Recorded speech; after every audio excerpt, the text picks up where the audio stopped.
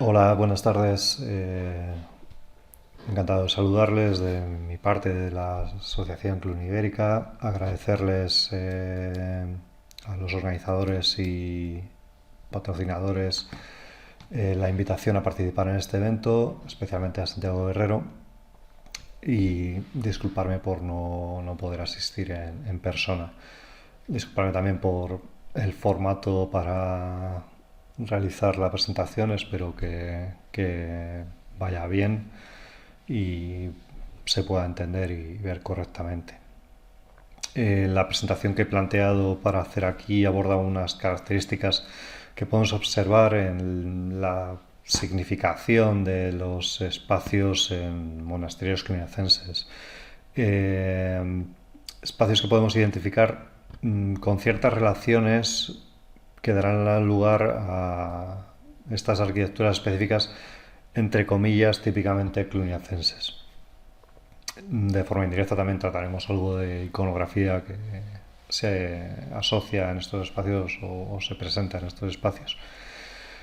Eh, eh, bueno, iniciando la presentación, podemos ver, de todos es conocido que las plantas de los edificios ya nos marcan un significado simbólico, como es la cruz latina o la cruz griega. No es algo ajeno a ninguno de nosotros, ¿no? En un ambiente más de monástico, la ordenación emana de la propia regla de San Benito. Estipula que los monasterios deben ser autosuficientes en lo terrenal y en lo espiritual. Eh, la forma física del cenomio surge entonces por una combinación entre funcionalidad y espiritualidad, ¿no? Lo que vemos aquí es el plano de Sangal, que marca un referente en estas disposiciones, pero debe ser entendido como una ordenación ideal, una aspiración, más que un plano que fue construido, que es un planteamiento, ¿no? Se realiza en torno al año 820, en un momento en el que, eh, bueno, tenemos a Ludovico Pío, Luis el Piadoso, emperador del Imperio Carolingio, que llama a Benito de Aniane para uniformizar los monasterios que están en el imperio, ¿no? Precisamente bajo esa observancia que realizaba Benito de Aniane. Ya podemos observar aquí una disposición familiar con el claustro al sur, el refectorio, el resto de dependencias, la enfermería, el cementerio. Y podemos también ver aquí unas torres a los pies, al occidente del templo, unos espacios dedicados a los arcángeles San Miguel y San Gabriel, o dentro del propio templo una disposición de altares que podemos ver quizás mejor aquí, eh, con, pues tenemos a San Pablo, San Pedro, con un absidiolo denominado paraíso y una distribución de altares por toda la nave, con un centro en el coro monástico y el altar de la Santa Cruz. Luego iremos teniendo referencias a estos espacios. Como decíamos, es Benito de Anián el que hace una reforma de esta regla de San Benito, de la mano de Ludovico Pío. Eh, al fin del Imperio Carolingio, a la muerte de Ludovico Pío en el 840-843, se entran unas etapas de conflicto en las que se redistribuye el poder y las familias nobles quedan luchando por una hegemonía, ¿no? Es en este ambiente, a principios del siglo X, en el 909, probablemente en el 910, en septiembre del 910, cuando Cluny se ha fundado. una de estas familias, un matrimonio de estas familias, de los Guilemides, Guillermo de Aquitania y Engelberga, donaran unos terrenos al abad Vernon para fundar la abadía. Se produce aquí, en la zona que ven aquí señalada. Este abad Vernon sigue la observancia de Benito de Aniane, siendo benedictinos. Las claves para la diferenciación que a la postre tendrá Cluny ya vienen marcadas en la carta fundacional. Tenemos tres cláusulas que establecen que la abadía estará bajo la propiedad de San Pedro y San Pablo directamente sobre los apóstoles. Nadie más es propietario de la abadía. La protección le corresponderá a la Santa Sede, al papado, y no tendrá ninguna injerencia familiar de la familia noble. La familia donante estará ligada al monasterio, pero no tendrá autoridad sobre él. No podrá nombrar o quitar abades, no tendrá jurisdicción sobre ello. Esto será fundamental. Los primeros abadiatos de Cluny son por personas muy formadas, muy capaces, muy bien posicionadas también, ligadas a esa aristocracia de poder que tenemos en el centro Europa. A Vernon le sucederá Odón, y sucesivamente cada uno de ellos irá consiguiendo ratificar y expandir las exenciones que esta carta fundacional establece. Esto es así. En el 931, por ejemplo, concederá inmunidad al monasterio, una bula papal concederá inmunidad al monasterio, protegiéndolo a él y a todos sus bienes de cualquier injerencia exterior. Irá de la mano de una expansión activa, pero ligada a las figuras de estos abades. Perdón. Esta acumulación de poderes o de exenciones, más que que va ligado a esa acumulación de poder, se basa también en una acción espiritual. Odón, el segundo abad, hizo una serie de escritos en los que establecía que el abad, el abad de Cluny o los monasterios cluniacenses tienen los deberes morales y los obispos tienen la parte eclesiástica tiene un papel de dirección y de predicación en la sociedad cristiana, y la parte espiritual corresponde más a este monacato. Se centra esencialmente en la necesidad de establecer relaciones estrechas entre los poderosos y los monjes.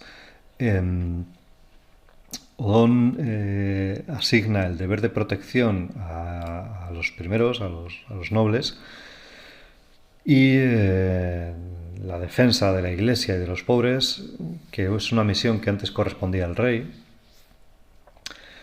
y tiene para los monjes el papel de la mediación para la salvación.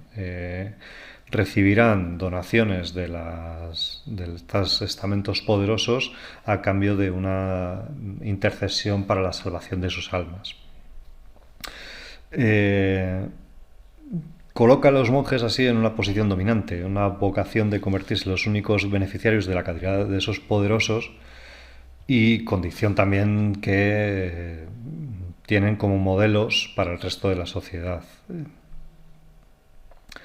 Cuando estos monjes sean reformados puros, castos, etc. Son paradigmas de comportamiento para todo el resto de la sociedad y encarnan una pureza angélica a través del sacrificio de esa virginidad en el claustro, Entonces se sitúan en una posición dominante en los asuntos espirituales, ¿no? Eh, Odilon en el 994 será el quinto abade de Cluny, y Hugo, que entre los dos se reparten prácticamente todo el siglo XI, seguirán esta inercia y la llevarán a su máxima extensión. Eh, Tendrán una gran expansión monástica de dominios, sobre todo con Hugo. Odilon establecerá una marcada influencia litúrgica, sobre todo en este culto a los difuntos, que es clave en esta relación con los poderosos que permite esta expansión de Cluny. Y también obtendrá grandes beneficios de los distintos y sucesivos papas. Será también en este momento cuando se produzcan los primeros contactos con la península. Por una parte, dividimos un poco en dos zonas porque se desarrollan con sus circunstancias específicas, y será a través también de dos personalidades fundamentalmente.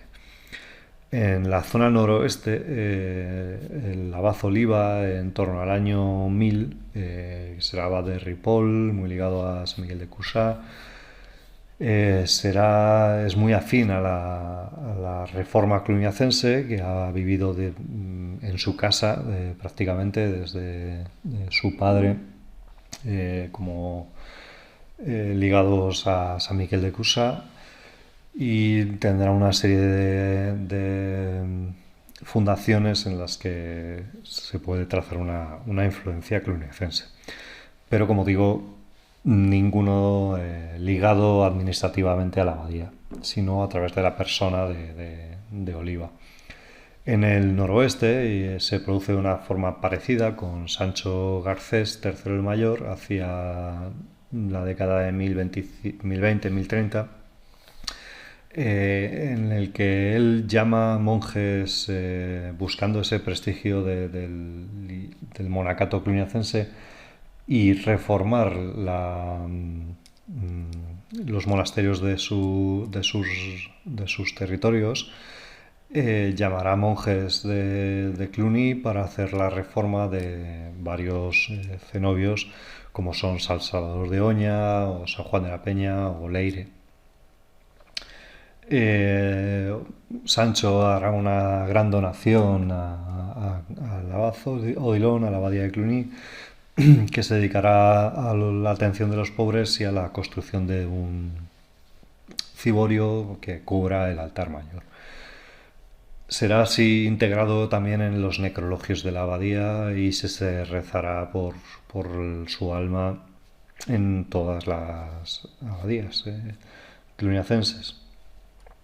A la muerte de Sancho, el reino es evidente a sus hijos, y después de un periodo de conflicto se reunifica de nuevo bajo Fernando I y Sancha, y estos establecen de nuevo relación con la abadía de Cluny, y hacen una donación de 1000 áureos anuales a la abadía francesa.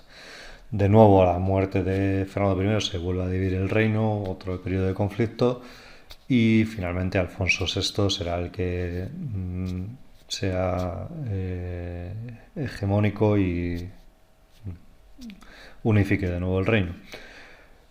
Con su segunda esposa, la relación con Cluny será ya plenamente institucional. Será con él con el que verdaderamente tengamos una donación administrativa de monasterios ya en la década de los años 70. En 1073 se hará la primera donación de Dueñas, San Isidro de Dueñas, en la actual provincia de Palencia, a los que seguirán otras donaciones como Nájera en el 79 o el propio Sagún en el 80.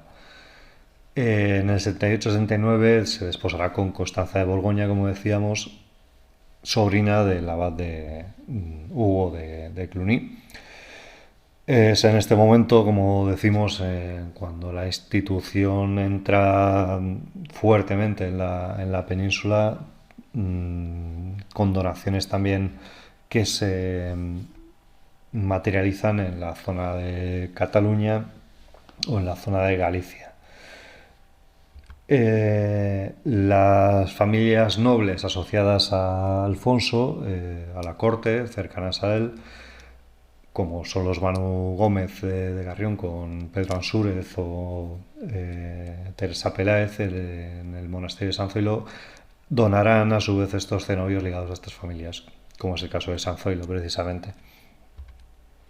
En este caso, la configuración de los sitios cluniacenses que tenemos identificados en la península, podemos verla aquí, y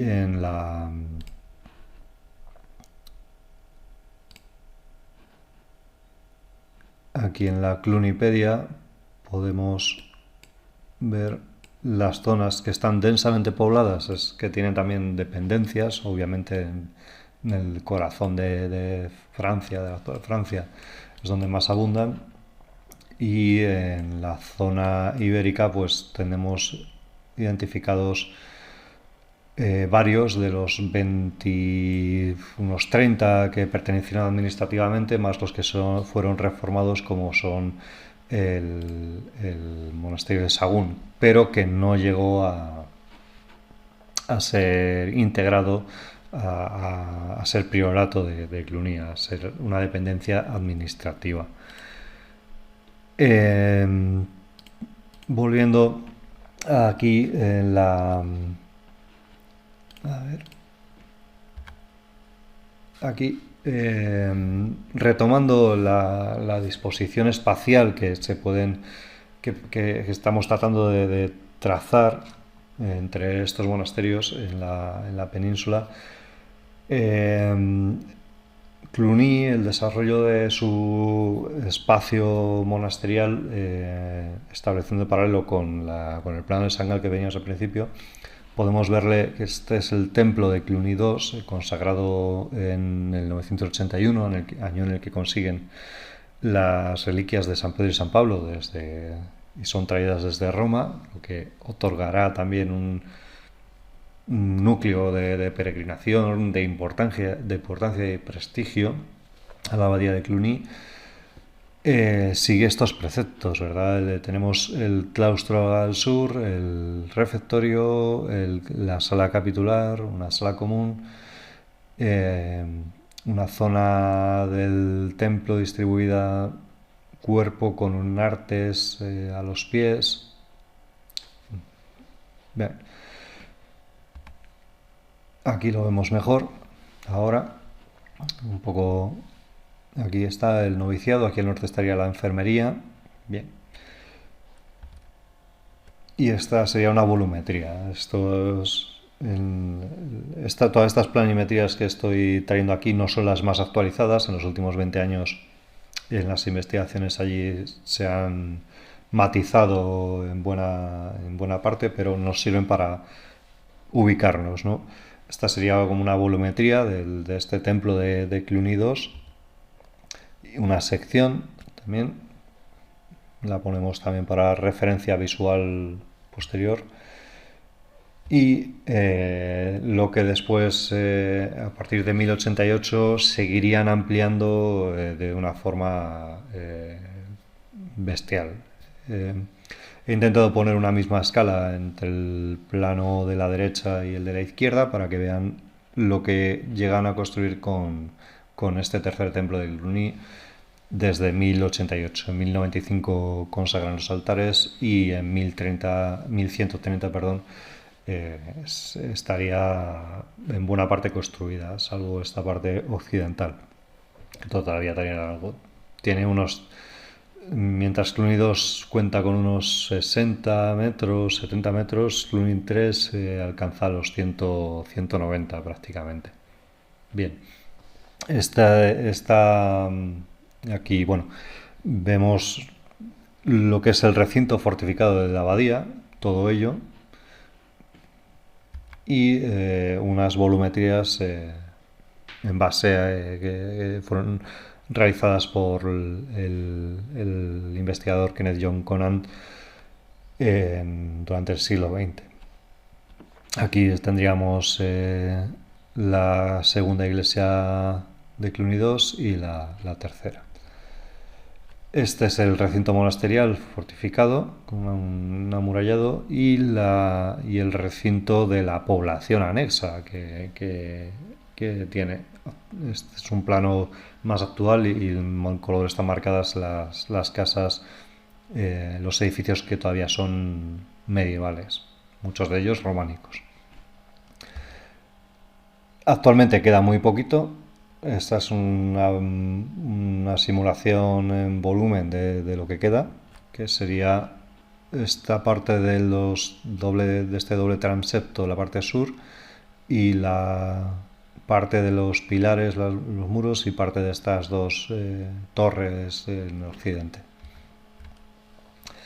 Esta es la planta con la distribución un poco de espacios.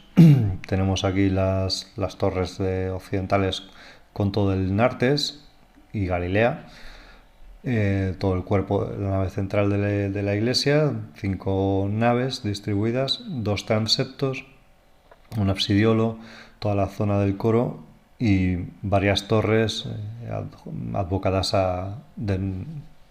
recordando la planimetría de a San Gabriel y al arcángel San Miguel como posición, siempre ubicados en una posición en alto o en puertas defensivas, en esa actitud, digamos, de los ejércitos de Dios, ¿no?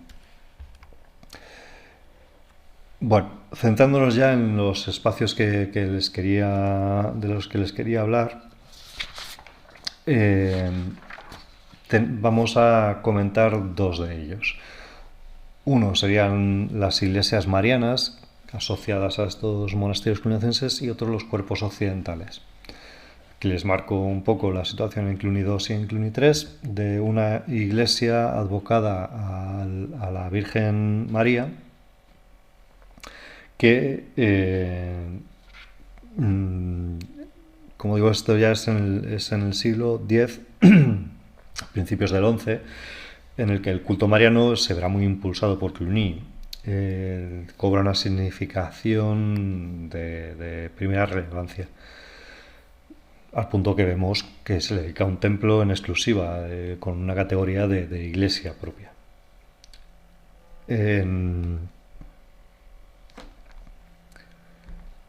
De forma parecida tenemos también un culto asociado a María Magdalena, que luego iremos mencionando. En Cluny III se amplía de nuevo grandemente también esta iglesia y la ubican en esta zona donde antes también se ubicaba la primigenia. Sigamos aquí, esto es Cluny II, esta primera iglesia, a la que le sucederá, estos Cluny II, una mucho más amplia. Luego también sigue conservando esta ubicación asociada cerca de la enfermería, toda la parte del cementerio. Estos espacios se propagan por todos los monasterios cluniacenses. Tiene como una gran imitación en ellos, ¿no? Podemos verlo en Marcigny, Charlier, siempre ubicados aproximadamente en esta zona del ábside mayor, ¿no? Normalmente al sur, pero también se da al norte, como en San Martín de Champs o en Marcigny. Como vemos, son distintas configuraciones, distintas plantas, distintos tamaños. En Italia también, en Castelletto Cervo, en San Benedetto di Polirone, o en Suiza en Romainmôtier, o incluso en Gran Bretaña en el San Pancras de Lèves o en Castellacre.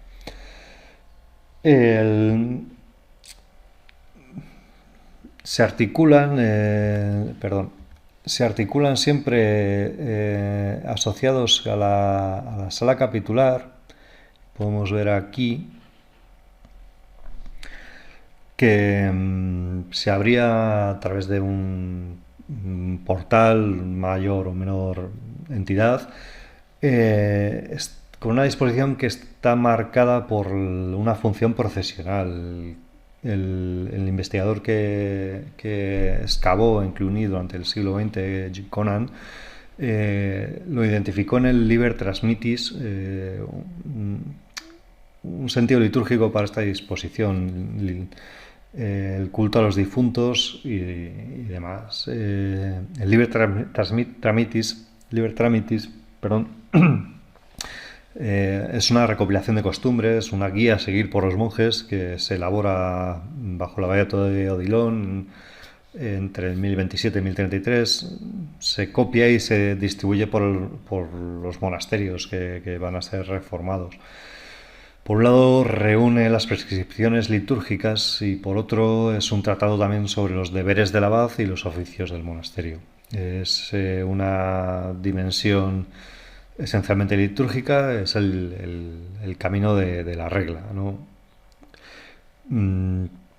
Es fundamental porque es necesario transmitir la liturgia que se observa en la abadía de Cluny, ya que la unidad de los monasterios se basa en esa uniformidad litúrgica, ¿no? Lo que nos interesa aquí también es que al inicio del libro segundo de este documento se contiene una lista de edificios monásticos acompañada de unas dimensiones o explicaciones sobre sus funciones. Con la ampliación de Cluny 3 se renueva también, como decimos, este espacio, pero tenemos ciertas dificultades para trazar su investigación. Como digo, tenemos muchísimas configuraciones y en la península es especialmente difícil, pero conservamos ciertos documentos que nos permiten poder hipotetizar sobre su ubicación. En Sagún, que vemos aquí una vista aérea actual, donde podemos ver, esta es la iglesia de San Tirso, este sería el templo románico de Sagún. Aquí está marcado la cabecera del ábside mayor. En el año pasado se ha realizado, gracias a unas catas arqueológicas, se ha marcado y se ha podido marcar precisamente en el asfalto actual. Aquí lo que les pongo en transparencia es una hipótesis planteada por José Luis Senra, en el que conservarían la iglesia prerrománica hasta prácticamente el siglo XII, pero le añadirían un cuerpo occidental ubicando el panteón de Alfonso VI. Según la documentación, la segunda esposa de Alfonso, Constanza, entre 1078 y 1079, que se desposa con Alfonso, y 1093, que muere, sufragaría la construcción de una iglesia dedicada a María Magdalena, con un palacio y unos baños anexos, así como una residencia también en uno de los prioratos de Sagún, que es San Salvador de Nogal de las Huertas, que fue un regalo de Arras para Constanza, este monasterio. Si bien esta es una de las hipótesis, puede que esté desde 1080 todo el monasterio en plena renovación. Esto es algo que las excavaciones arqueológicas tratarán de identificar. No sabemos la ubicación de esta iglesia de María Magdalena, pero sí que tenemos esta constancia documental. Sin embargo, en la primera mitad del siglo XII, aquí vemos también en la documentación, la hija de Alfonso VI, Elvira Alfonsez, pagará la construcción de una capilla dedicada a la Virgen María. Esto sin duda está en línea con las capillas, con las iglesias que estamos hablando. Elvira Alfonsez es esposa de Raimundo IV de Tolosa y lo hará en estos momentos. Aquí podemos ver la planta románica por la hipótesis de Melquiades Ranilla, un poco en transparencia, situando el panteón sobre estas estructuras, y la probable ubicación de la iglesia de Santa María sería al sur, sobre lo que es el actual hoy convento de Santa Cruz, de Madres Benedictinas. Aquí, en esta otra planta, ya de Sánchez Pérez, tenemos como una disposición más detallada. Sahagún era inmenso también, tenía 4 claustros. A la luz de futuras y deseadas prospecciones arqueológicas iremos acotando estos espacios. También es significativo que conservamos esta pieza de esta Virgen entronizada con niño, de la que me gustaría mostrarles aquí. Es una pieza de mármol hallada y recuperada, por suerte, a finales del 19 y principios del 20. Se conserva en el Arqueológico Nacional de Madrid actualmente, y es muy probable que proceda de este espacio que sufraga Elvira Alfonset. No podemos estar seguros del todo, pero encaja perfectamente con esta disposición. Bien. Volviendo a la presentación,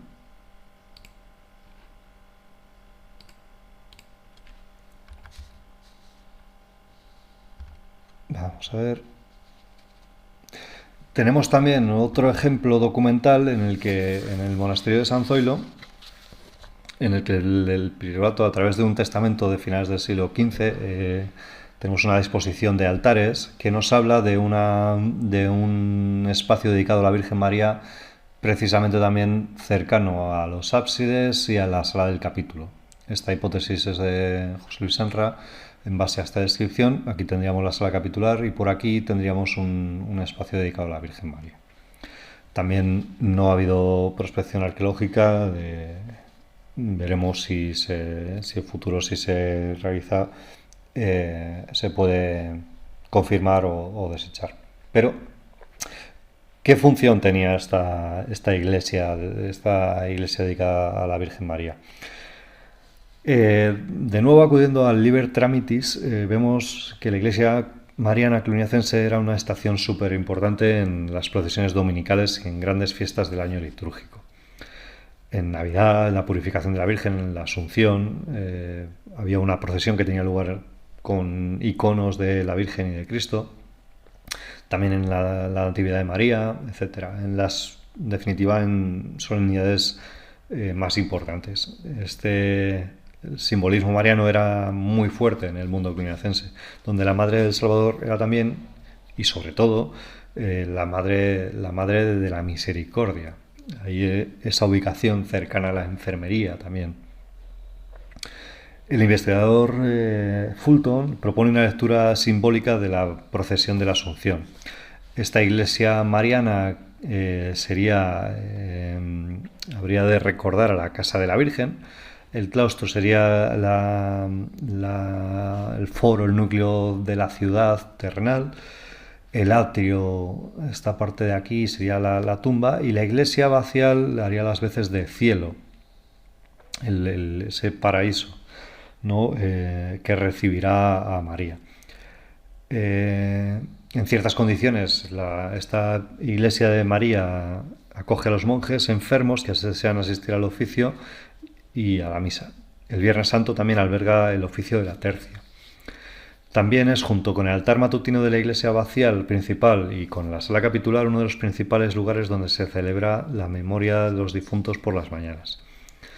Esta expresión de espiritualidad mariana se centra en la salvación. La Madre de Misericordia, María, es también la que intercede, la que acompaña en este segundo nacimiento, que es la muerte.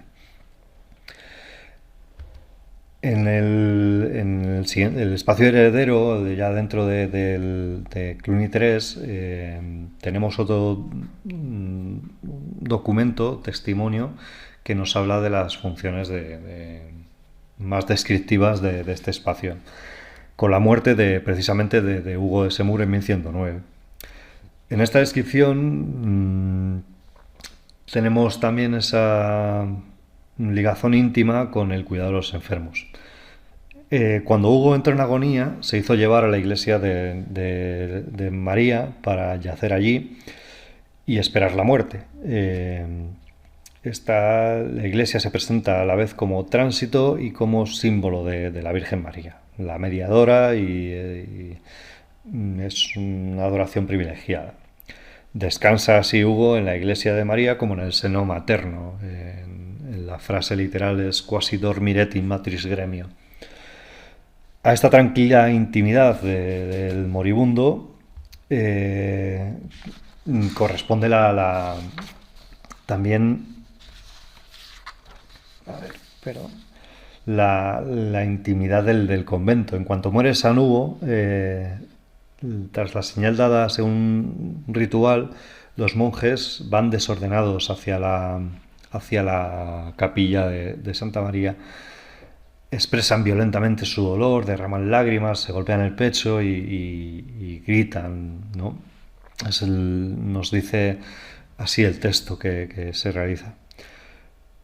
Los monjes nos transmiten esta idea de que han perdido el control de sí mismos y de esa ordenación de la vida monástica. No pueden cantar los salmos exigidos por la costumbre, violando el ritual. Las vociferan y pierden ese control. La vuelta a la normalidad se produce en varias etapas en las que el prior,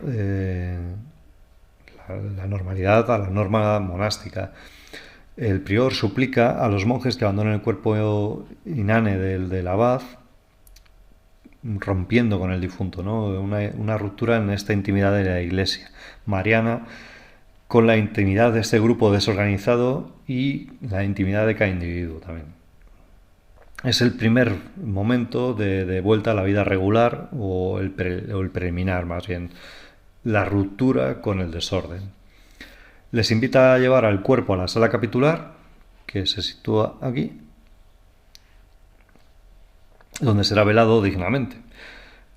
Aquí se inicia la vuelta al respeto de la costumbre cluniacense, en la sala propia del convento. Ya estamos en el espacio del capítulo, no de un grupo informal. Los monjes de coro, donde el abad regula la rutina de la vida monástica y donde normalmente tienen lugar la despedida y el perdón de este monje difunto y los hermanos. Es en el espacio del capítulo. Ya velado, el cuerpo será trasladado a la iglesia abacial para el funeral, que tiene lugar al día siguiente en presencia de todo el convento y del pueblo. Estamos así designando que la iglesia abacial es la iglesia oficial de la abadía, en oposición a la iglesia de Santa María, que se revela como una iglesia de la intimidad monástica, mucho más recogida para la función conventual de clausura del convento.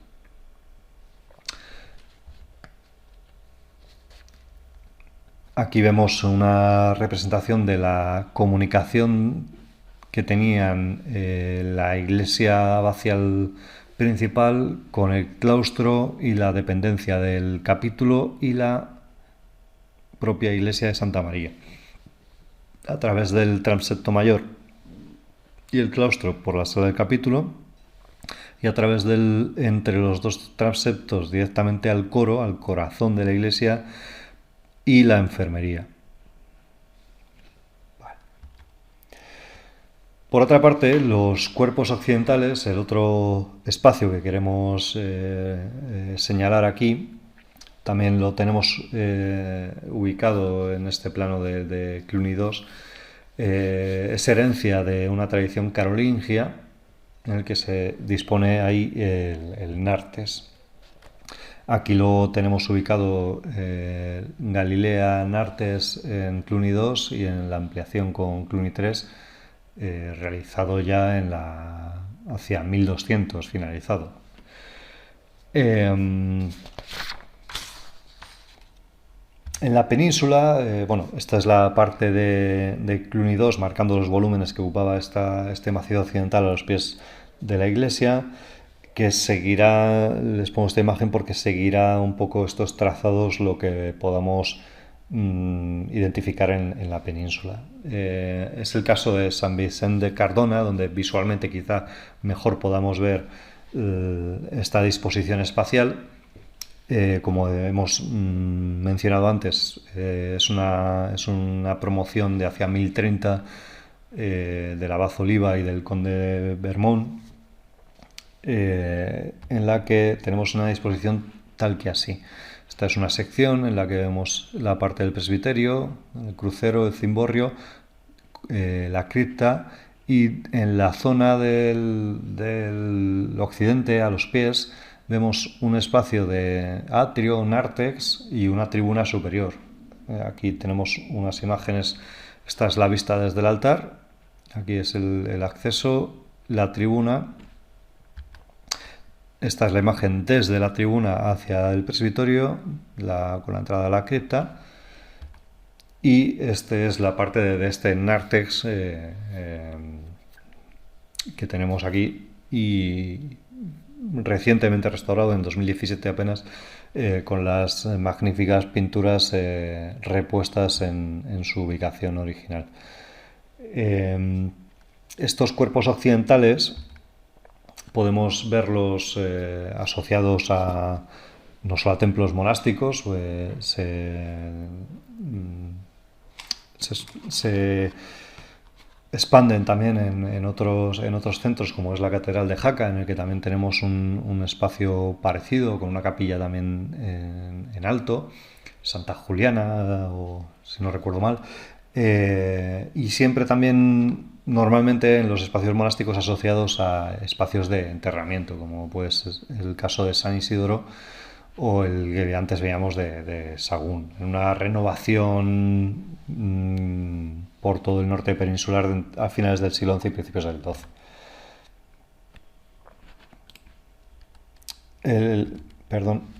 Es el caso de Sagún, que antes les referenciaba.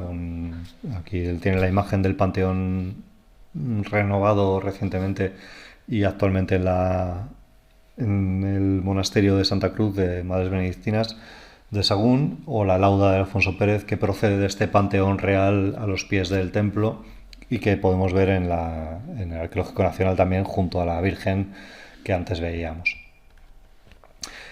Sin embargo, donde mejor quizá podamos ver una relación de los espacios que vemos en Cluny, una conservación más dentro del ámbito peninsular, como digo, será en San Zoilo de Carrión. Podemos ver que la hastial occidental de estas tres iglesias, que son Fromista, Dueñas y Carrión, están íntimamente relacionadas, con un grosor de hastial muy, muy superior a lo que constructivamente sería necesario, que sería para albergar este tamaño, para albergar un pasillo de comunicación entre las torres en altura. Aquí tenemos la disposición de altares que antes referenciábamos sobre la planta de San Zoilo. Esta es en discontinua la planta actual y la románica. Aquí lo tenemos en grande. Tendríamos por un lado el altar mayor, dedicado a los patronos, a la advocación principal del monasterio, San Zoilo y San Félix. Un segundo altar dedicado a la Virgen, un tercer altar dedicado a San Pedro, el cuarto a San Benito, número 4, el quinto en el corazón de la iglesia, de nuevo recordando el plano de San Gal, a la Santa Cruz, aquí, el altar de María Magdalena a los pies del templo, en esta zona de aquí, el altar de San Juan Bautista, que sería una capilla que se conserva ahí porque fue la primera advocación del monasterio de San Zoilo durante el siglo X. Aquí tendríamos el Nartes y sobre él la Galilea, el espacio denominado Galilea, y la tribuna que se abriría a la nave central de la iglesia, en esta zona de aquí. Posteriormente en la torre norte tendríamos una capilla que luego veremos, y aquí en el número 10 este espacio con la advocación a la Virgen María. Aquí vemos una maqueta de este templo con la hipótesis. Aquí faltaría el volumen occidental, que está retirado de la maqueta, donde tenemos en el Nartes ubicado todo el panteón condal y el espacio de conexión entre las dos torres en altura. Aquí llegaríamos aquí, ascenderíamos por la torre norte, llegaríamos a un pasillo intermedio que se abriría hacia la tribuna de la nave central y en el espacio superior del Nartes, que estaría la Galilea. Este es el espacio del Nartes, a los pies de la portada, mirando hacia el templo, y la vista contraria, donde tendríamos la apertura de unos vanos, al modo de San Isidoro probablemente, por los restos que nos quedan, donde ahora se ubica este altar ya más moderno. Tenemos una réplica del enterramiento de la condesa, que sería un espacio donde se ubicaría privilegiado al ser la refundadora del monasterio. Desde esta portada, el ámbito procesional que podemos ver desde la planta sería en este sentido. Tendríamos desde la zona del claustro con este espacio de la Virgen María, pasarían por aquí, rendirían culto, oración a la refundadora, y ya pasarían a la zona del templo, en comunicación con María Magdalena, como ahora veremos. Y esta es la vista desde el interior de la iglesia, en donde vemos esta hornacina del altar de María Magdalena y este afeitado que identifica este espacio de la tribuna, donde se abriría hacia acá, con un espacio en alto, como veíamos antes. Y aquí a la derecha de la imagen el acceso a la torre norte, que está enmarcado aquí, actualmente embutido, empotrado o enmascarado por la construcción moderna. Vemos la puertecita de la torre con un crismón. El crismón está muy ligado, como la propia escultura nos ha también transmitido, a la zona al taller de Fromista y la conexión con la zona de Jaca. El crismón sigue esta línea y tiene la peculiaridad de que tiene invertidas el alfa y el omega. Las distintas hipótesis para que esto se dé, no hay duda de que es intencionado, nos corresponde, como en alguna ocasión se dice, de que un error de plantilla del escultor, no. Puede ser para facilitar la lectura de la palabra pax dentro del símbolo cristológico del nombre de Cristo, o en este ámbito escatológico funerario que podemos ver en San Zoilo y en otros, como de la muerte, del omega al alfa, al inicio, a la resurrección, a una simbología, digamos, de itinerario, desde que la muerte es el acceso, el umbral hacia la vida eterna, hacia Cristo también, como el alfa, ¿no? Podemos verlo también en este ámbito en San Isidro de León, en este acceso al Panteón Real, o igual con la misma inversión de omega y de alfa.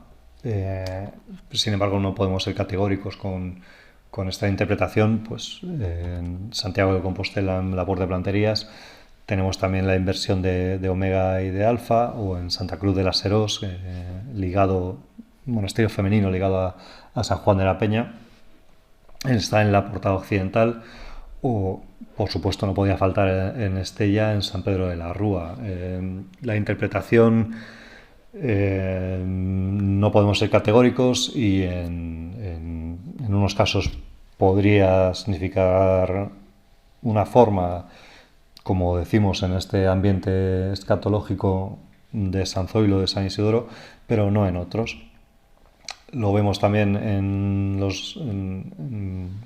de carácter pictórico en el monasterio de Santa María de San Pedro de Alaón, en la Ribagorza, en Huesca. Aquí está señalado en estas imágenes de Antonio García Omedes.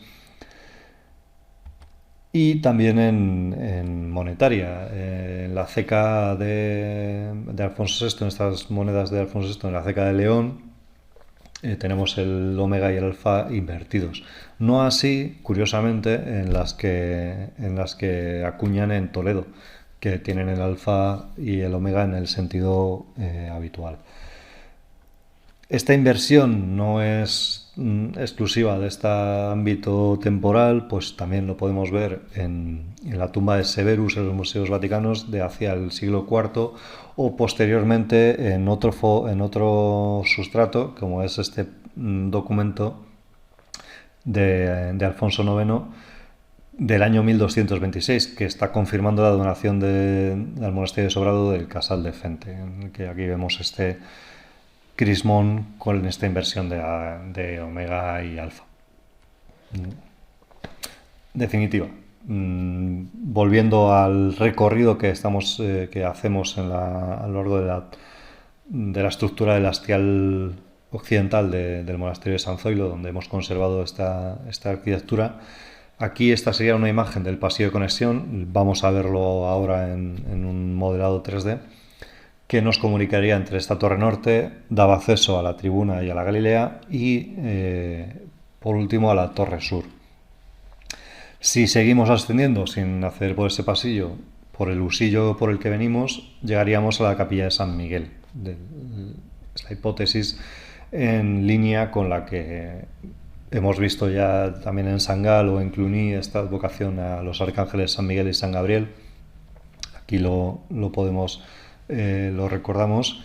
en las torres del transepto principal, una advocación de carácter pues defensivo, ¿no? Son los comandantes del ejército de Dios. Aquí esta es una imagen de la capilla de San Gabriel, de la conservada en lo poco conservado de Cluny 3. Vemos la similitud incluso con la propia credencia respecto a aquí, que aquí tenemos la credencia aquí. Y voy a enseñarles esta disposición en el 3D para que así se puedan hacer una mejor idea. Aquí está. Veamos.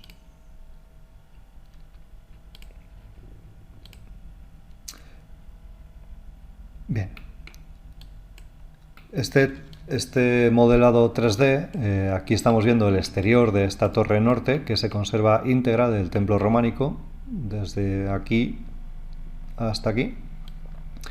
Y aquí es una composición de varios por el interior del edificio, ¿no? Aquí están adosados las construcciones modernas. Y aquí en la parte inferior tendríamos la portada. Esta es la coronación de la portada, que está interrumpida por un forjado. Aquí vemos el exterior de la torre sur cilíndrica. Si hacemos el recorrido con estas anotaciones, aquí vemos esta imagen de la ventana exterior con los capiteles decorados. De nuevo el estilo ligado a los talleres de Fromista.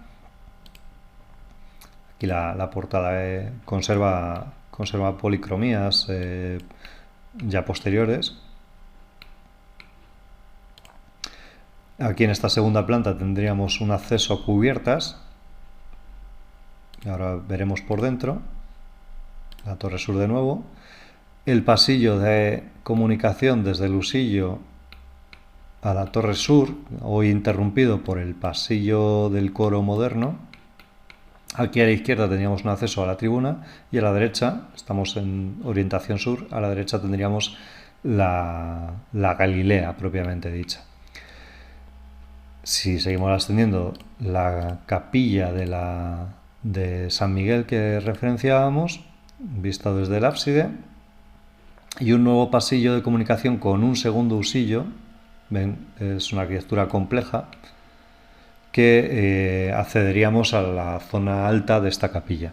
Esto es un vano hoy cegado que daría acceso a las cubiertas del templo.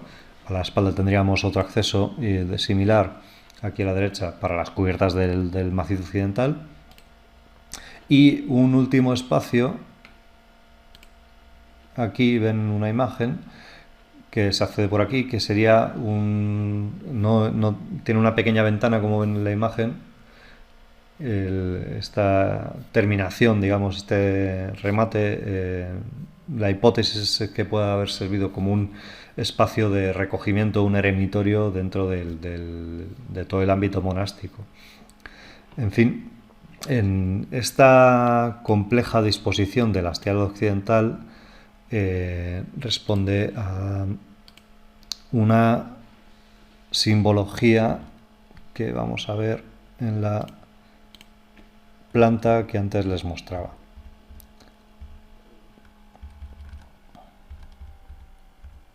Veamos.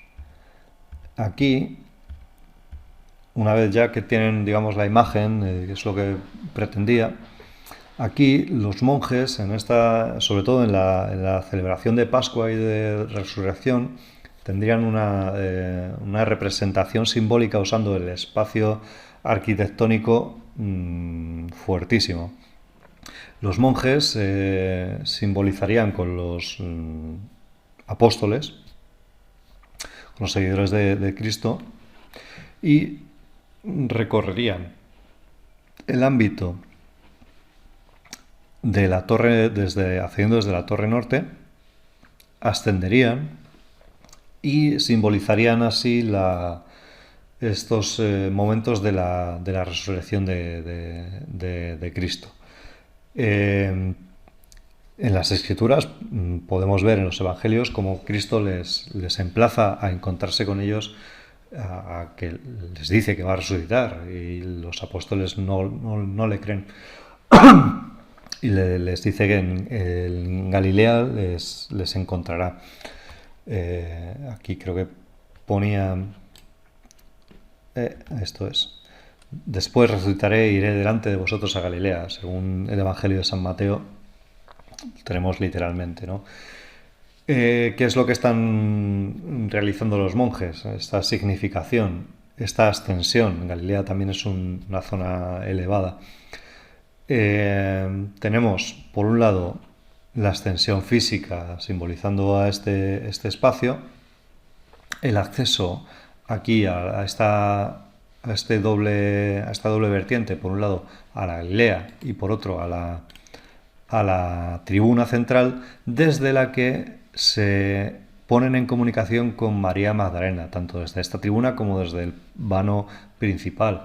María Magdalena, el culto que antes referenciábamos y que hemos mencionado también en Sagún, tiene una